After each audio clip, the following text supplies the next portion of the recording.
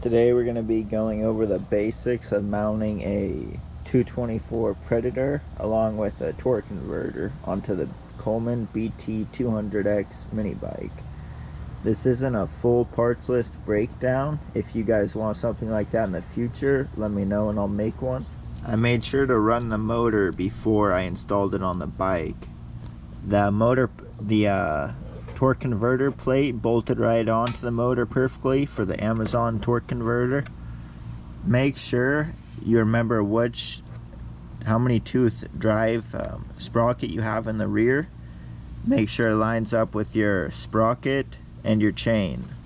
This one, for example, is all 420.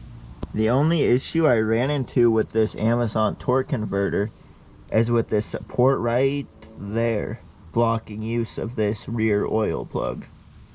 But good thing this motor has two, so that's not a big deal. I went ahead and went with a Amazon riser mount to avoid having to cut this rear support bar. I prefer to keep them on if possible, just to help it with strength. I went ahead and put the motor to the riser plate loosely first, tightened the motor down. Once the motor was tight with the plate, that allowed me to adjust the whole thing to get the chain tensioned perfectly. Once the chain was tensioned perfectly, then I torqued down the motor bolts to the frame. As far as the throttle plate down there, kind of hard to see, but right down there, I went ahead and went with the one that came factory on this bike. It ended up working the best for me. The same with the kill switch.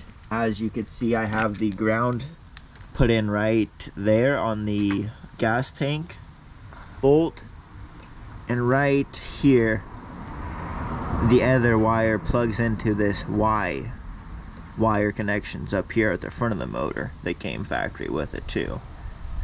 Everything has worked good for me so far. I have not had any complaints with the BT200X and the 224 Max Performance.